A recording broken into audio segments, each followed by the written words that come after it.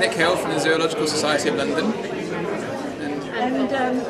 And you've just been telling me something very interesting, Nick, about how you've been out in the Philippines interviewing people from VSLAs, these village savings and loan associations. Yeah. So what did you find? Well, we've started to use village savings and loan VSLAs in our operations in the Philippines in about 6 or 7 communities. We've set them up in the last less than a year.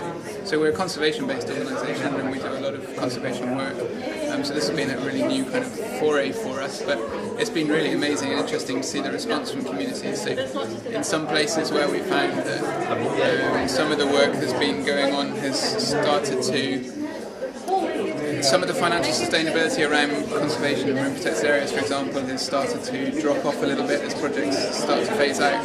Then this has really kind of reignited their kind of passion and interest in the project again and engagement in the projects. And it started to provide vital services to them. So yeah, some of the stories that they came up with were really interesting, some very passionate, kind of very emotional at times. So even some of the guys who've been hardened social workers almost, been working for 14 years, got quite emotional when they started delving into what the effects that the SLAs have had on people's livelihoods and things.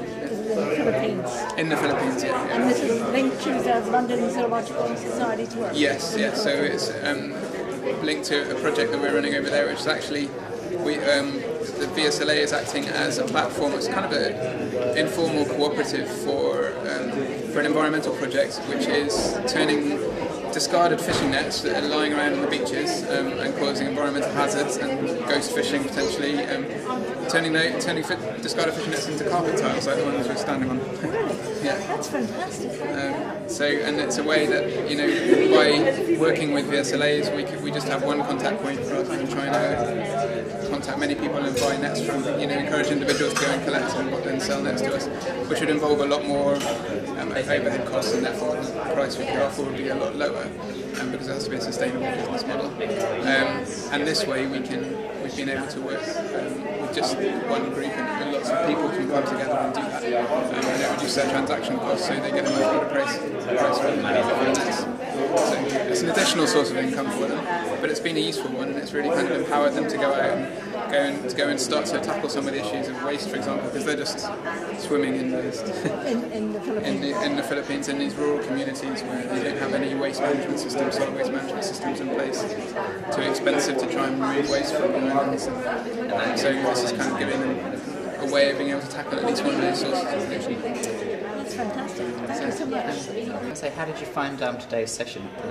Yeah, today's session has been really, really good. Yep. Highlighting on some of the advantages of microcredit.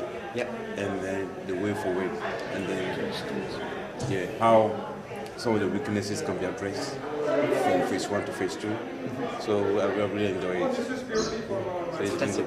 Had you heard of the Banking on Change program before you arrived today?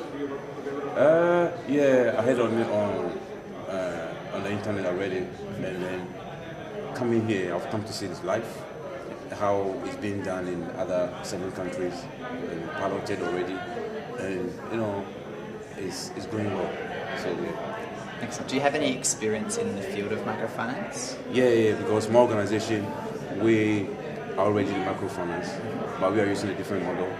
So having come here, I've seen that using the village saving model, I think is going to help us. Yeah. So from here, we're going to move on with that. What model are you currently using?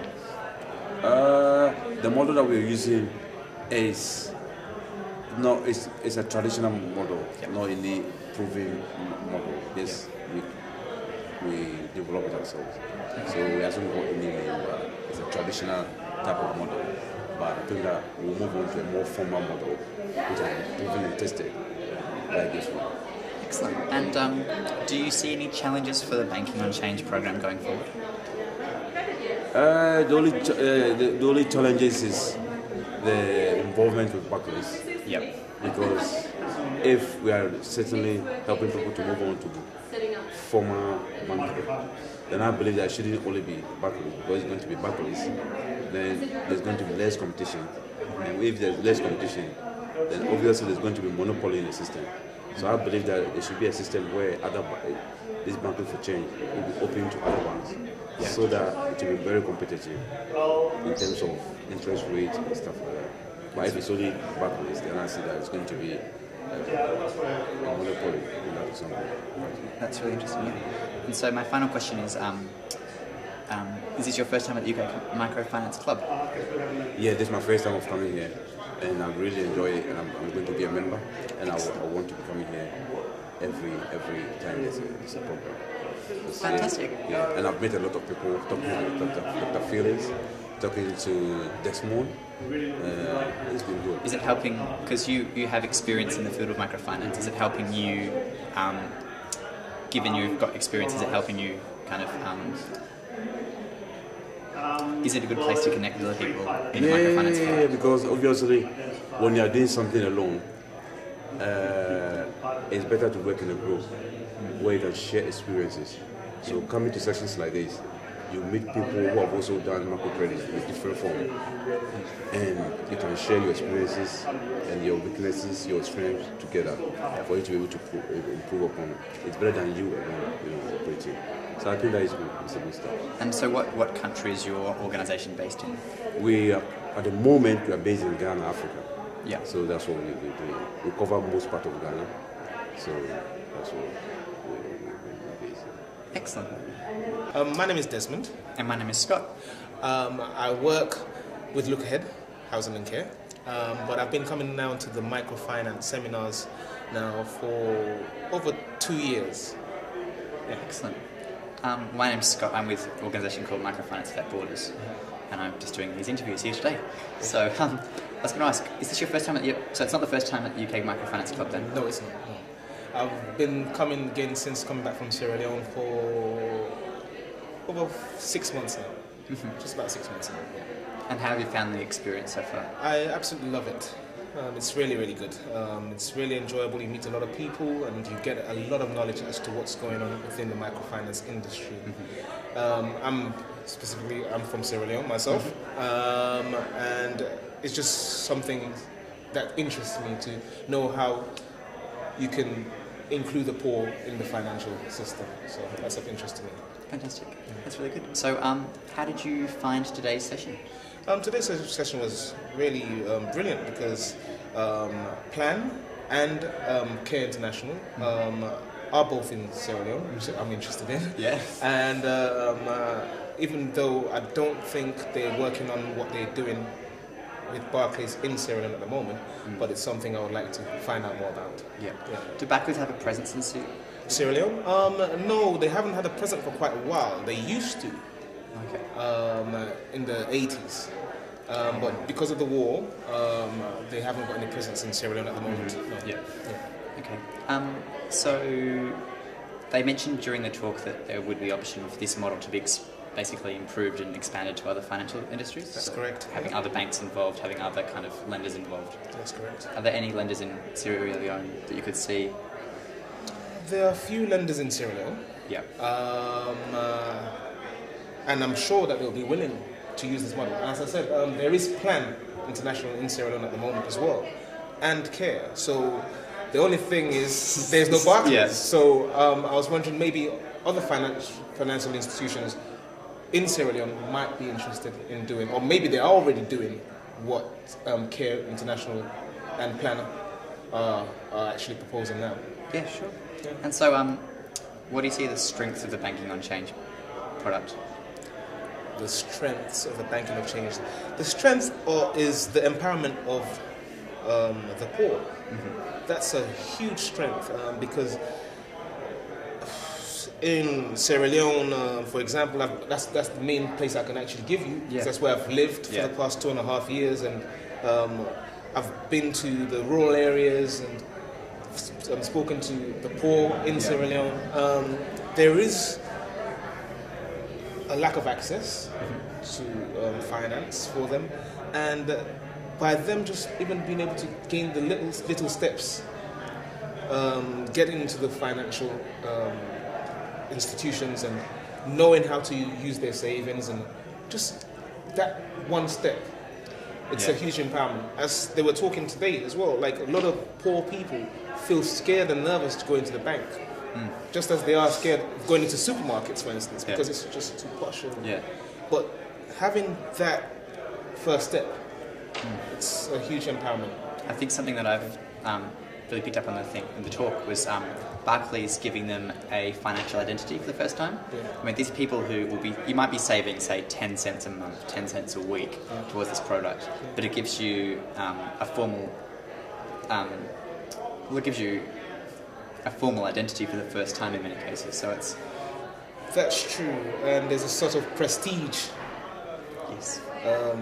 associated with that. So it does give the new clients, I'll call them, a huge kind of boost of confidence, and knowing that they're doing something and they're participating in something and they're having access to something that they consider to be they've before or previously been considered to be only for a privileged few that can access these kind of facilities. So it's a huge confidence booster for them. Yeah. And do you see any challenges to banking on change going forward?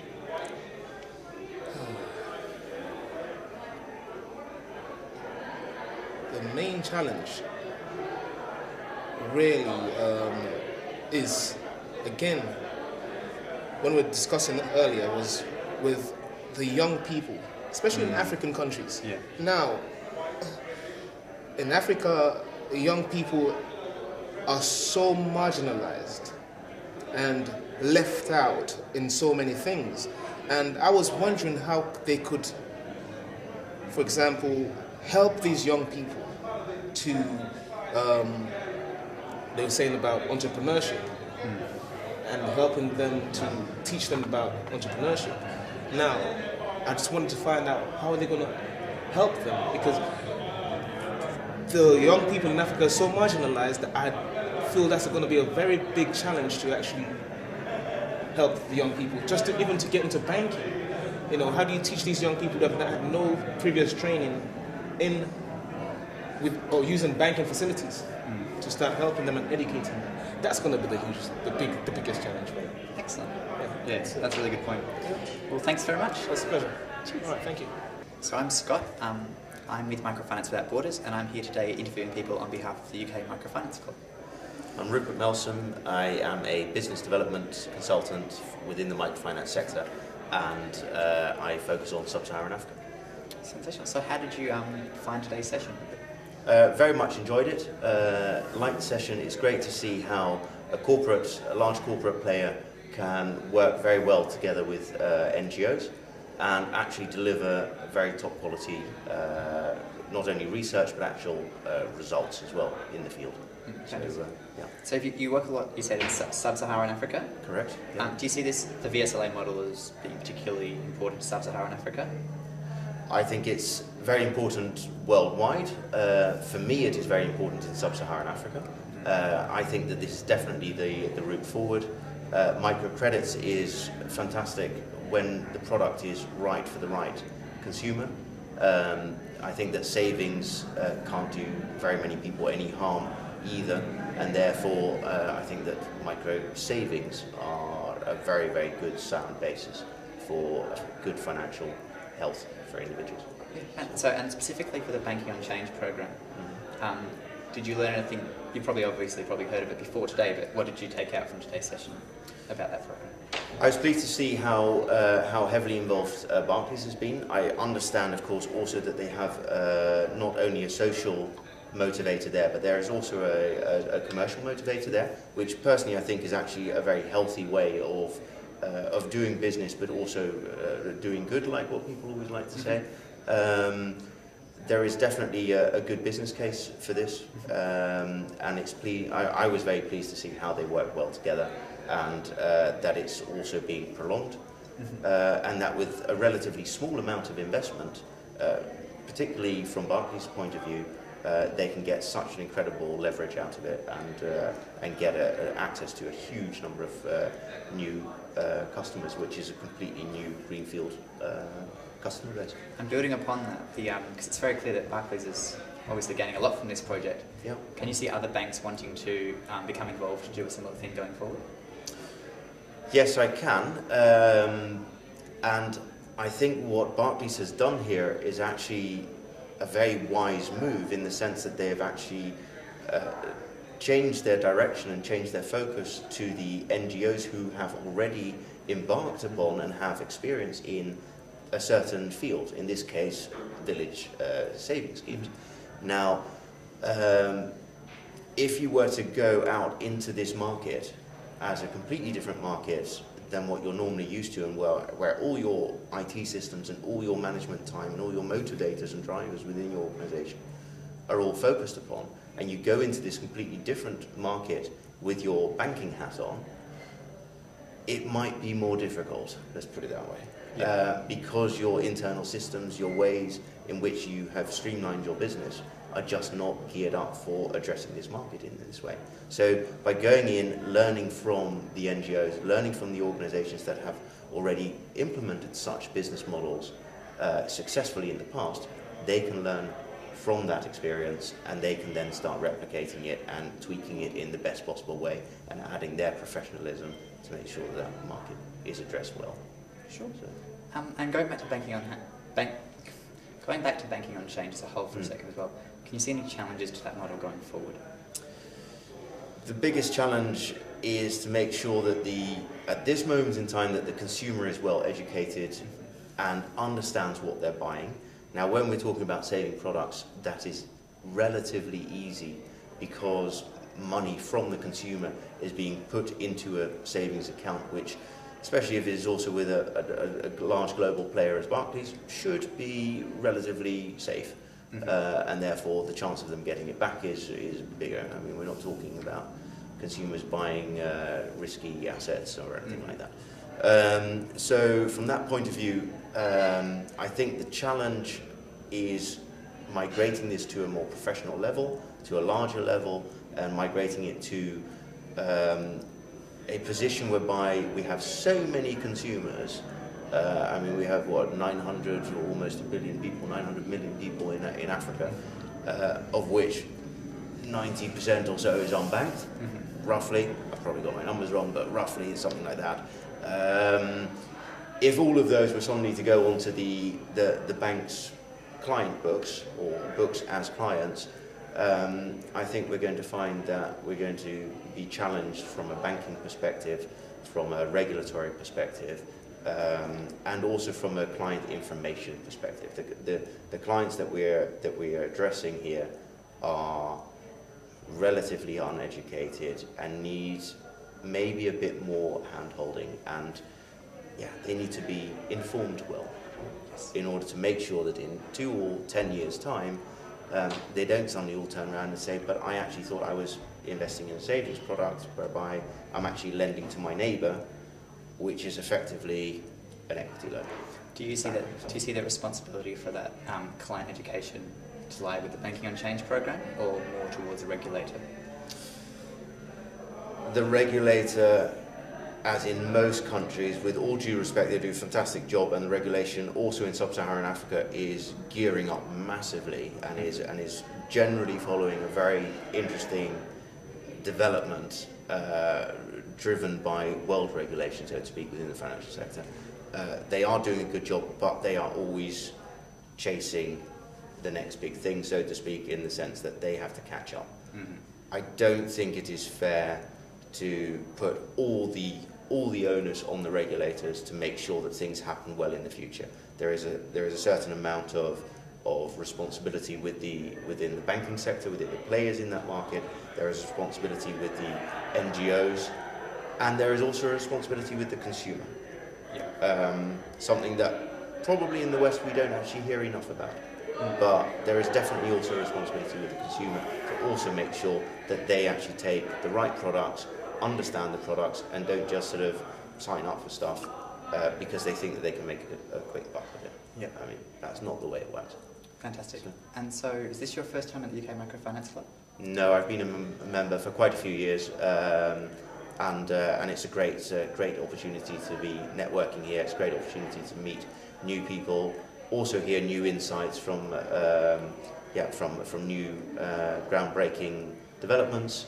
And sometimes you hear something from a certain part in the world where you're not active, and that actually refreshes your memory, and you think, oh, I can actually use that in the areas where I do work. That might work.